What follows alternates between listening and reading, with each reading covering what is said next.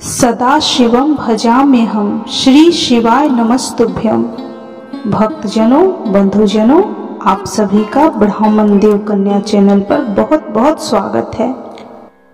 शिव महापुराण भगवान शिव की विभिन्न लीलाओं के विषय में बताता है। उनकी भक्ति तीनों लोकों का सुख प्रदान करने वाला तथा मनोवांछित फलों को देने वाला है। इस लोक में ही नहीं परलोक में भी सद्गति की प्राप्ति होती है। इस कथा को, शिव पुराण कथा को जो भी मनुष्य एकाग्र होकर सुनता या पढ़ता है वह इस लोक में सुख और भोगों को पाकर मोक्ष को प्राप्त हो जाता है। तो भक्तजनों, बंधुजनों, आज हम शिव महापुराण के श्री रुद्र संहिता का द्वितीय खंड का श्रवण करेंगे।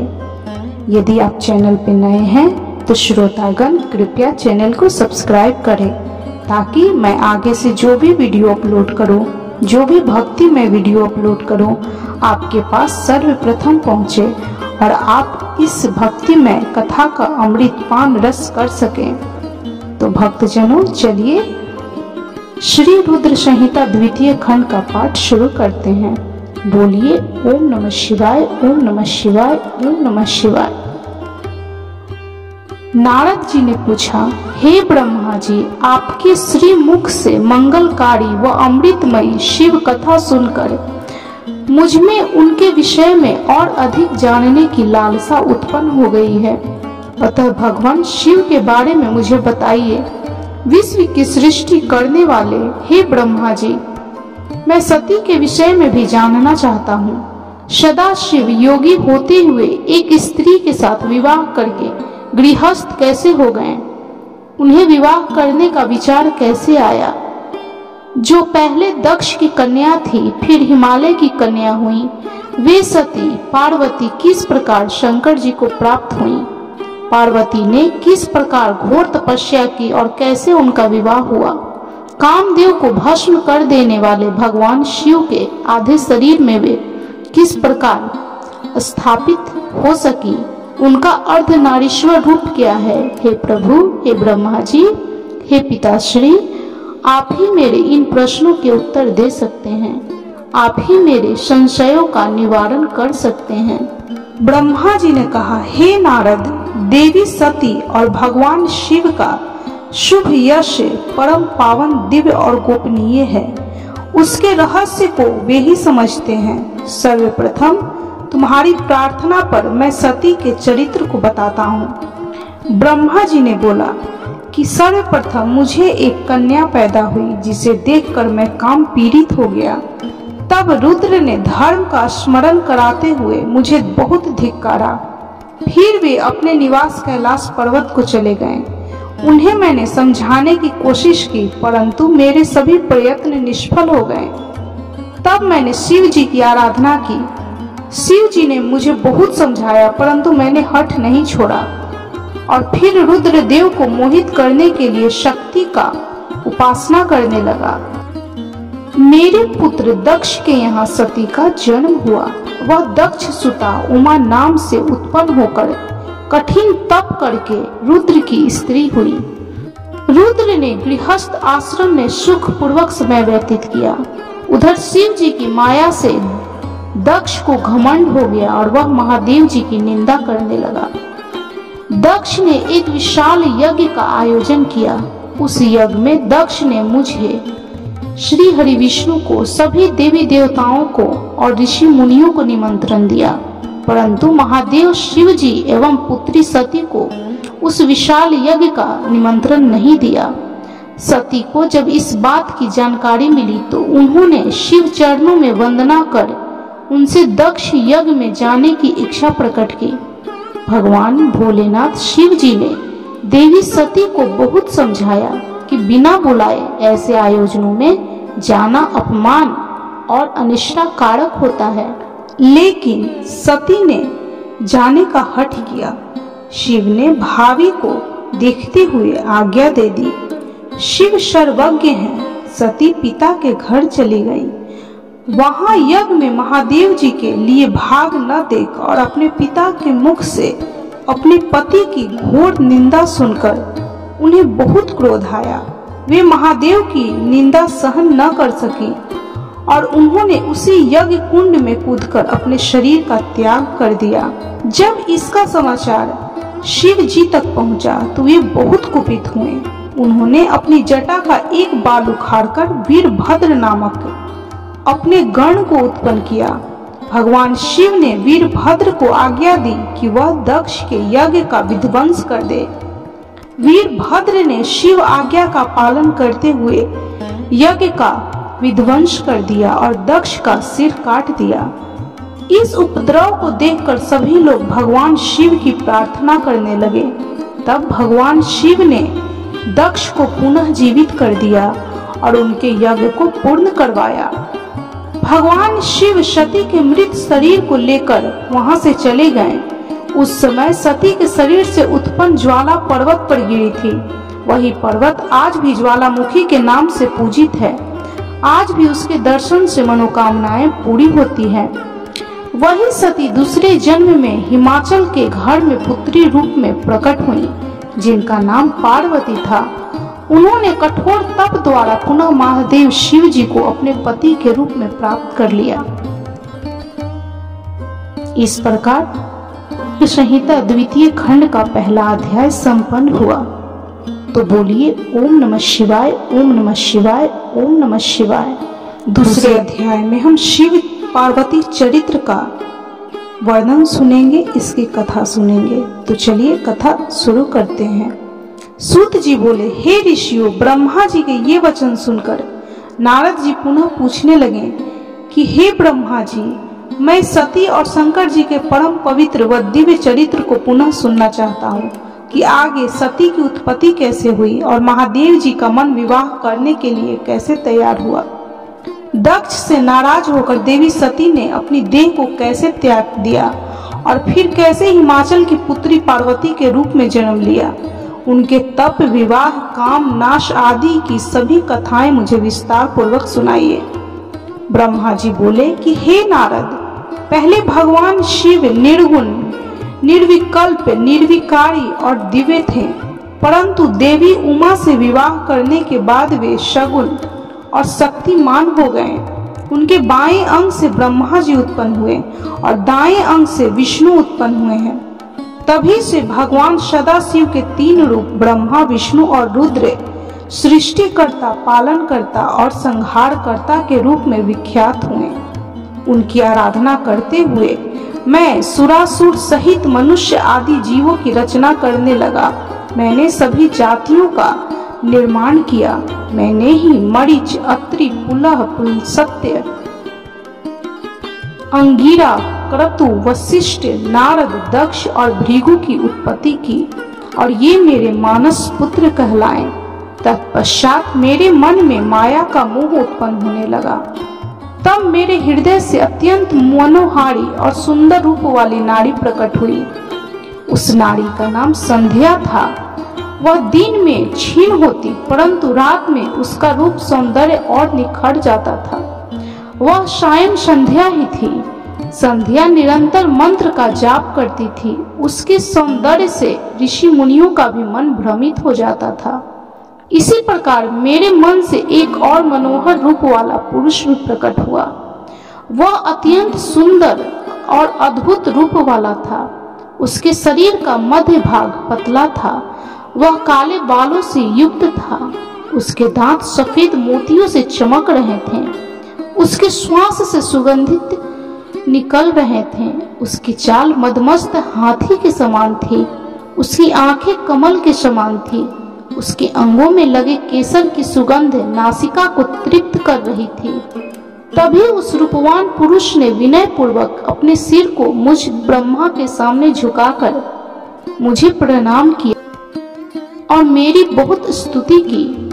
वह पुरुष बोला, ब्राह्मण, आप अत्यंत शक्तिशाली हैं। आपने ही मेरी उत्पत्ति की है। हे प्रभु, मुझ पर कृपा करें और मेरे योग्य काम मुझे बताएं ताकि मैं आपकी आज्ञा से उस कार्य को पूरा कर सकूं। ब्रह्मा जी ने कहा कि हे भद्र पुरुष, तुम सनातनी सृष्टि उत्पन्न करो। तुम अपने इसी स्वरूप में फूल के 5 बाणों से स्त्रियों और पुरुषों को मोहित करो। इस चराचर जगत में कोई भी जीव तुम्हारा तिरस्कार नहीं कर पाएगा। तुम छिपकर प्राणियों के हृदय में प्रवेश करके सुख का हेतु बनकर सृष्टि का सनातन कार्य आगे बढ़ाओगे। तुम्हारे पुष्पमय बाण समस्त प्राणियों को भेद कर उन्हें मदमस्त करेंगे। आज से तुम पुष्प बाण नाम से जाने जाओगे। इसी प्रकार तुम सृष्टि के प्रवर्तक के रूप में जाने जाओगे। ब्रह्मा जी ने कहा कि हे नारद, सभी ऋषि मुनि उस पुरुष के लिए उचित नाम खोजने लगे। तब सोच विचार कर वे बोले कि तुमने उत्पन्न होते ही ब्रह्मा का मन मंथन कर दिया है, अतः तुम्हारा पहला नाम मनमत होगा। तुम्हारे जैसा इस संसार में कोई नहीं है, इसलिए तुम्हारा दूसरा नाम काम होगा, तीसरा नाम मदन और चौथा नाम कंदर्प होगा। अपने नामों के विषय में जानते ही काम ने अपने 5 बाणों का नामकरण कर उनका परीक्षण किया। कामदेव ने अपने 5 बाणों को हर्षण, रोचन, मोहन, शोषण और मारन नाम से सुशोभित किया। ये 5 बाण ऋषि मुनियों को भी मोहित कर सकते थे। उस स्थान पर बहुत से देवता व ऋषि उपस्थित थे। उस समय संध्या भी वही थी। कामदेव द्वारा चलाए गए बाणों के फल स्वरूप सभी मोहित हो गए। सबके मनों में विकार आ गया। सभी काम के वशीभूत हो चुके थे। प्रजापति, मारीच, अत्रि, दक्ष आदि सब मुनियों के साथ साथ ब्रह्मा जी भी काम के वश में होकर संध्या को पाने की इच्छा करने लगे। ब्रह्मा व उनके मानस पुत्रों सभी को एक कन्या पर मोहित होते देखकर धर्म को बहुत दुख हुआ। धर्म ने धर्म रक्षक त्रिलोकीनाथ का स्मरण किया। तब मुझे देखकर भोलेनाथ शिव जी हंसे और कहने लगे कि हे ब्रह्मा, अपनी पुत्री के ही प्रति तुम मोहित कैसे हो गए? सूर्य का दर्शन करने वाले दक्ष, मरीचि आदि योगियों का निर्मल मन कैसे स्त्री को देखते ही मलिन हो गया? जिन देवताओं का मन स्त्री के प्रति आसक्त हो, उनके शास्त्र संगति किस प्रकार की जा सकती है? इस प्रकार के शिव वचन सुनकर मुझे बहुत लज्जा का अनुभव हुआ और मेरा पूरा शरीर पसीने पसीने हो गया। मेरा विकार समाप्त हो गया, परंतु मेरे शरीर से जो पसीना नीचे गिरा उससे पितृगणों की उत्पत्ति हुई। उससे 64,000 आग्नि वास्तु पितृगण उत्पन्न हुए और 86,000 बहिर्शर्द पितर हुए। एक सर्वगुण संपन्न अति सुंदर कन्या भी उत्पन्न हुई, जिसका नाम रति था। उसका रूप सौंदर्य देखकर ऋतु आदि स्खलित हो गए एवं उससे अनेक पितरों की उत्पत्ति हुई। इस प्रकार संध्या से बहुत से पितरों की उत्पत्ति हुई। शिव जी के वहां से अंतर्ध्यान होने पर मैं कामदेव पर बहुत क्रोधित हुआ। मेरे क्रोध होने पर कामदेव ने वह बाण वापस खींच लिया। बाण के निकलते ही मैं क्रोध की अग्नि से जलने लगा। मैंने कामदेव को शिव बाण से भस्म होने का श्राप दे डाला। यह सुनकर कामदेव और रति दोनों मेरे चरणों में गिर पड़े और मेरी स्तुति करने लगे तथा क्षमा याचना करने लगे। तब कामदेव ने कहा कि हे प्रभु, आपने ही तो मुझे वर देते हुए कहा था कि ब्रह्मा, विष्णु, रुद्र समेत सभी देवता, ऋषि, मुनि और मनुष्य तुम्हारे वश में होंगे। मैं तो सिर्फ अपनी उस शक्ति का परीक्षण कर रहा था, इसलिए मैं निरपराध हूँ। प्रभु मुझ पर कृपा करे, इस श्राप के प्रभाव को समाप्त करने का उपाय बताइए। इस प्रकार कामदेव के वचनों को सुनकर ब्रह्मा जी का क्रोध शांत हुआ। तब उन्होंने कहा कि मेरा श्राप झूठा नहीं हो सकता, इसलिए तुम महादेव के तीसरे नेत्र रूपी अग्निबाण से भस्म हो जाओगे। परंतु कुछ समय पश्चात जब शिव जी विवाह करेंगे, अर्थात उनके जीवन में देवी पार्वती आएंगी, तब तुम्हारा शरीर तुम्हें पुनः प्राप्त हो जाएगा। नारद जी ने पूछा, हे ब्रह्मा जी, इसके पश्चात क्या हुआ? आप मुझे इससे आगे की कथा भी बताइए। भगवान कामदेव और रति का विवाह हुआ या नहीं? आपके श्राप का क्या हुआ? कृपया इसके बारे में भी मुझे सुविस्तार बताइए। ब्रह्मा जी बोले, शिव जी के वहां से अंतर्ध्यान हो जाने पर दक्ष प्रजापति ने कामदेव से कहा, हे कामदेव, आपके समान ही गुणों वाली परम सुंदरी एवं सुशीला मेरी कन्या को तुम पत्नी के रूप में स्वीकार करो। मेरी पुत्री सर्वगुण संपन्न है तथा हर तरीके से आपके लिए सुयोग्य है। हे महातेजस्वी मनोभव, यह हमेशा तुम्हारे साथ रहेगी और तुम्हारी इच्छा अनुसार कार्य करेगी। यह कहकर दक्ष ने अपनी कन्या, जो उनके पसीने से उत्पन्न हुई थी, का नाम रति रख दिया। तत्पश्चात कामदेव और रति का विवाह सोल्लास संपन्न हुआ। हे नारद, दक्ष की पुत्री रति बड़ी रमणीय और परम सुंदरी थी। उसका रूप लावण्य मुनियों को भी मोह लेने वाला था। रति से विवाह होने पर कामदेव अत्यंत प्रसन्न हुए। वे रति पर पूर्ण मोहित थे। उनके विवाह पर बहुत बड़ा उत्सव हुआ। प्रजापति दक्ष पुत्री के लिए सुयोग्य वर पाकर बहुत खुश थे। दक्ष कन्या देवी रति भी कामदेव को पाकर धन्य हो गई थी। जिस प्रकार बादलों में बिजली शोभा पाती है, उसी प्रकार कामदेव के साथ रति शोभा पा रही थी। कामदेव ने रति को अपने हृदय सिंहासन में बिठाया तो रति भी कामदेव को पाकर उसी प्रकार प्रसन्न हुई, जिस प्रकार श्री हरि विष्णु को पाकर देवी माँ लक्ष्मी प्रसन्न हुई। उस समय आनंद और खुशी से सारों बार कामदेव व रति भगवान शिव का श्राप भूल गए। सूत जी कहते हैं कि ब्रह्मा जी का यह कथन सुनकर महर्षि नारद बड़े प्रसन्न हुए और हर्ष पूर्वक बोले कि हे महामते, आपने भगवान शिव की अद्भुत लीला मुझे सुनाई है। प्रभु, अब आप मुझे यह बताइए कि कामदेव और रति के विवाह के उपरांत सब देवताओं के अपने धाम चले जाने के बाद पितरों को उत्पन्न करने वाली ब्रह्मा कुमारी संध्या कहाँ गई? उनका विवाह कब और किससे हुआ? संध्या के विषय में मेरी जिज्ञासा शांत करिए। भक्तजनों, इस प्रकार श्री रुद्र संहिता द्वितीय खंड का पाठ का हमने श्रवण किया। इससे आगे का पाठ हम अगले वीडियो में पूरा करेंगे। यदि आप भी भोलेनाथ महादेव शिव की कृपा प्राप्त करना चाहते हैं तो आप भी इस शिव महापुराण की कथा अवश्य सुने और जितना हो सके शेयर करके अपने भाई बंधुओं को भी सुनाएं। इससे आपको पुण्य फल की प्राप्ति होगी। सावन मास में शिव महापुराण कथा का वर्णन सुनना बहुत ही ज्यादा पुण्य फल देने वाला है।